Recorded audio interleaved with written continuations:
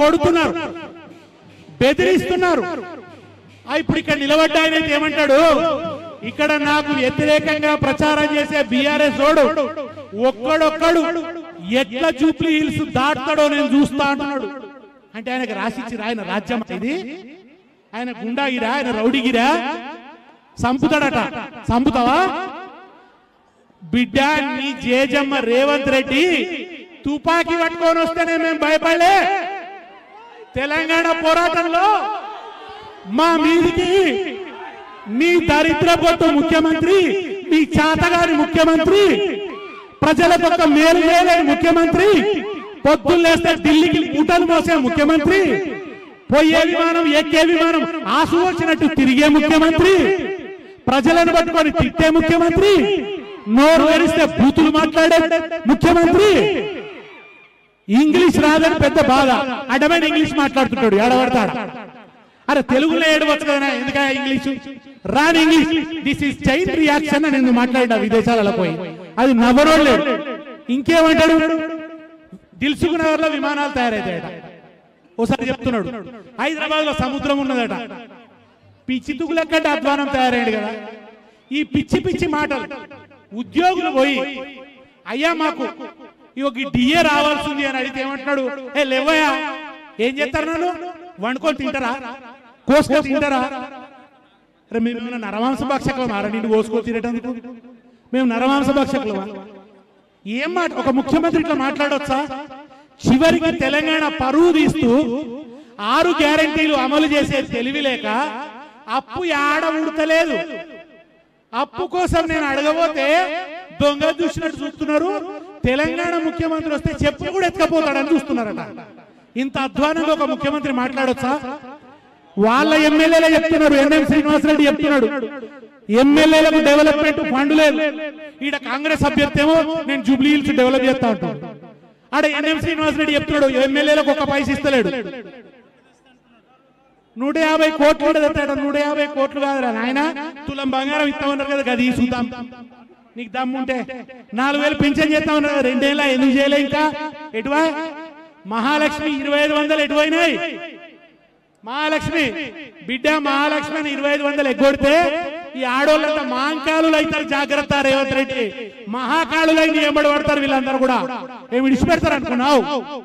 ఇన్ని రోజుల నుంచి యాదికి రాలే. క్యాబినెట్ లో ముస్లిం కు ఒక్కరు కూడా లేరన్నది ఇన్ని రోజుల నుంచి యాదికి రాలే. ఇవాళ మనం జూబ్లీ హిల్స్ వచ్చి మైకు పట్టి పెట్టుడు పెడితే మనం ఏం సంగతి ఇది, ఇదా నీ పరిపాలన అని అడిగితే అర్జెంటుగా ఇప్పుడు అజారుద్దీన్ పట్టుకొచ్చి మంత్రి పదవి ఇచ్చింది. ఈ జిమ్మిక్కులకు మనం పడిపోతామా? ఈ జిమ్మిక్కులకు పడిపోతారా? అజారుద్దీన్ ప్రమాణ స్వీకారం అర్జెంటుగా చేయించిండు. అంటే ఇన్ఫ్లుయెన్స్ చేయాలని ప్రయత్నిస్తున్నాడు ఎన్నికలను. నిజానికి కోడ్ ఉన్నది, కోడ్ ఉండగా ప్రమాణ స్వీకారం చేయొద్దు. ఈ బీజేపీ వాళ్ళు బడే మియా చోటే మియా బందామేందిరో బందామేందిరో, మోడీ రేవంత్ మధ్యాలున్న మతలాబేందిరో, కాకి చీకటోలే ఇద్దరొకటయ్యిరో ఒకటయ్యిరో, షేకు అండ్ ఇచ్చుకొని కన్ను గీటిరో. రేవంత్ రెడ్డి ఏం చెప్పిండు ఎరికేనా? నేను స్కూల్లో జాయిన్ అయింది ఏబీవీపీలా, నేను కాలేజ్ చదివింది తెలుగుదేశంలో, ఉద్యోగం చేస్తుంది కాంగ్రెస్ లో. 3 రంగుల జెండా పట్టిండు, 3 పార్టీలు జంపు కొట్టిండు. చెప్తున్నాడు ఒక్కకుండా మీదకి వచ్చినా అని చెప్పిండు. ఆయన పని ఏంది? బ్యాగులు మోసుడే. నాకు రేవంత్ రెడ్డి చూస్తే మనిషిని చూసినట్టు అనిపించదు, క్యాష్ బ్యాగ్ వస్తున్నట్టే ఉంటది, క్యాష్ బ్యాగ్ వస్తున్నట్టే ఉంటది. ఆయన పేరు ఇప్పటి నుంచి మనం బ్యాగు బాబ్జీ అని పెట్టాలి. బ్యాగు బాబ్జీ, బ్యాగులు మోసుడు తప్ప ఇంకొకటి ఆయనతోని కాదు. బ్లేడ్ బాబ్జీ అని ఒకడు ఉన్నాడు, జేబులు కొడతాడు. ఈయన బ్యాగు బాబ్జీ, బ్యాగులు మోసే బాబ్జీ అన్నమాట. బ్యాగులు మోసి తొలి ప్రభుత్వాన్ని, తెలంగాణలో తొలి ప్రభుత్వాన్ని కూలగొట్టాలని చూసినాడు. ఇవాళ గదే పని చేస్తున్నాడు. ఏం చేస్తున్నాడు? మందిని ముంచుడు, సంచులు నింపుడు, సంచులు నింపుడు, సంకనాకించుడు. ఇలా సంచులు ఢిల్లీకి పోతుంటే తెలంగాణలో పైసలు లేకుండా అవుతున్నాయి. ఇదివరకు బ్రిటిష్ వాళ్ళకు కప్పంగాడు, మనకి మీద ఒక వైస్రాయి ఉంటుండే, ఆ వైస్రాయి కడితే వైస్రాయి తీసుకుపోతుండే. ఇప్పుడు మనకు కూడా ఇక్కడ ఒక వైస్రాయి ఉంది, మీనాక్షి ఆమె పేరు, ఆమెకు అప్పచెప్తే ఆమె మీదకి తీసుకుపోతుంది. ఇక్కడ వైస్రాయి ఉన్నాడు మనకి ఇప్పుడు రేవంత్ రెడ్డి మీద. మొత్తం దోపకం చేయాలి, తను తీసుకునేది తను తీసుకోవాలి, ఢిల్లీకి పంపేది ఢిల్లీకి పంపాలి. దాంతో ద్రవ్య చలామణి లేకుండా అయిపోయింది తెలంగాణలో. కేసీఆర్ ఏమో పైసలు పల్లెటూళ్ళలోకి వచ్చేటట్టు చేసిండు, పెన్షన్ల రూపంలో వచ్చేటట్టు చేసిండు, రైతు బంధు రూపంలో వచ్చేటట్టు చేసిండు. ఈయన ఏమన్నాడు, రైతు బంధు 2 సీజన్లకి ఇస్తారా 3 సీజన్లకి ఇవ్వాలన్నాడు. 2 సీజన్లకి కొట్టి 2 సీజన్లు ఇవ్వకుండా కొట్టి 15,000 చేస్తా అన్నాడు. ఇవాళ నిజంగా చెప్తున్నా, కేసీఆర్ పరిపాలన కనుక ఉంటే పెన్షన్లు ఖచ్చితంగా ఒక 500 రూపాయలు పెరుగుతుండే. కేసీఆర్ ఏం చెప్పిండు, ఏడాదికి 500 పెంచుతా అన్నాడు పింఛన్. అనామతం 4,000 చేస్తా అని చెప్పలే ఆయన, జర చూసుకొని చెప్పిండు, అబద్ధాలు చెప్పలే. అబద్ధాలు చెప్పినందుకు కేసీఆర్ ఓడిపోయాడు. ఇష్టమున్న అబద్ధాలు చెప్పి రేవంత్ రెడ్డి కుర్చీ మీద కూర్చున్నాడు. ఆ డబ్బులు హామీలు ఇచ్చి ఎగ్దం 4,000 చేస్తా అన్నాడు. 2 ఏళ్ళ నోట్ల మన పోసి. నిజంగా ఇవాళ కేసీఆర్ ఉంటే ఓ 500 పెరుగుతుండే, ఏడాది ఇంకో 1000 పెరుగుతుండే. ఇట్లా ఏడాది 500 పెరుగు. పాపం ముసలోళ్ళు సంతోషంగా ఉండరు, ఇవాళ వాళ్ళకి పెరుగుతలేదు. రైతు బంధు 12,000 పెంచినట్టు చేసిండు, 2 సీజన్లు ఎగ్గొట్టిండు.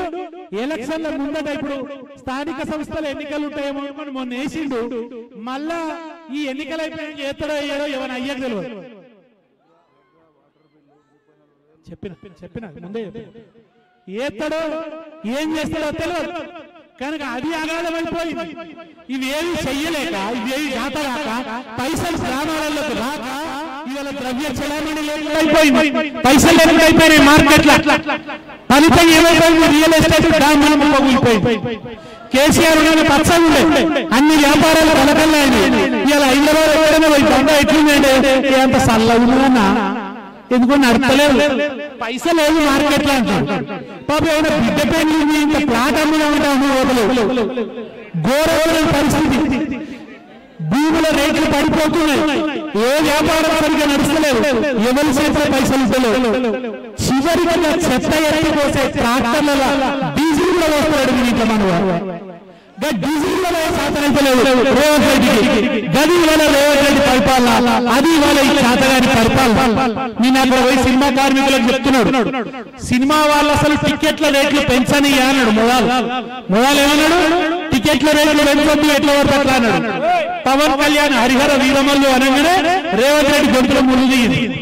వెంటనే రేట్లు పెంచి ఇవాళ రేట్లు పెంచుకోవచ్చు. నిన్న అబద్ధాలు ఏం చెప్తున్నాడంటే, ఆ పెంచిన రేట్లట ఆ సినిమాలో పనిచేసిన కార్మికులకు మంచి ఇచ్చేటట్టు చేస్తాడట. ఆ పెంచిన పైసలు ఎవడికి పోతాయి, గవర్నమెంట్కి వస్తాయా, నిర్మాతకు పోతాయి, డిస్ట్రిబ్యూటర్ పోతాయి. వాడు ఎందుకు ఇస్తాడు, వాడు ఇస్తాడు ఆ కార్మికులకు? వాడి మీద గవర్నమెంట్ అజమాయిషీ ఏముంటుంది, ఉండదు కదా. తర్వాత వాడు ఎన్ని వచ్చినాయో చెప్తాడా అసలు? అంటే మళ్ళా ఇంకొక కానిపోని వాగ్దానాలు చేసుట్లో షూర్మార్ ఖాన్ రేవంత్ రెడ్డి. అది అయ్యేదిలే సచ్చేది లేదు. చచ్చిపోయిన బర్రె పగిలిపోయిన కుండెడు పాలిచ్చింది అన్నట్టే ఉంటుంది రేవంత్ రెడ్డి ముచ్చట. చచ్చిపోయిన బర్రె పగిలిపోయిన కుండెడు పాలిచ్చినట్టు ఏది చెప్తాడు అని కాదు. ఫస్ట్ కే జీతాలు ఉన్నాడు. ఇవాళ ఉద్యోగస్తులలో పాపం టెంపరీగా పనిచేసే పార్ట్ టైం ఉద్యోగులకు కానీ, మన అవుట్ సోర్సింగ్ ఉద్యోగులకు కానీ ఫస్ట్ కి జీతాలు వస్తలేవు. ఉత్తమమైన కేవలం ప్రభుత్వ ఉద్యోగాలకే వస్తున్నాయి. వాళ్ళకు కూడా డిఎల్ ఇస్తలేడు. వాళ్ళను రిటైర్ అయిన వాడికి రిటైర్మెంట్ పైసలు వస్తలేవు, ఎవరికి పైసలు వస్తలేవు, ఎక్కడా పైసలు వస్తలేవు. పైసలు లేదు. మరి పైస ఎటు పోతుంది? పైస ఎటు పోతుందంటే కాంగ్రెస్ వాళ్ళ జేబులకు పోతున్నది. అందుకే కొట్లాడుకుంటున్నారు కొండా సురేఖ, పొంగులేటి శ్రీనివాసరెడ్డి. ఏంటి కొట్లాట? నా పొక్క నింపాలంటే నా పొక్క నింపాలి, నా జేబు నింపాలంటే నా జేబు నింపాలి. మా జేబులు నింపలేవని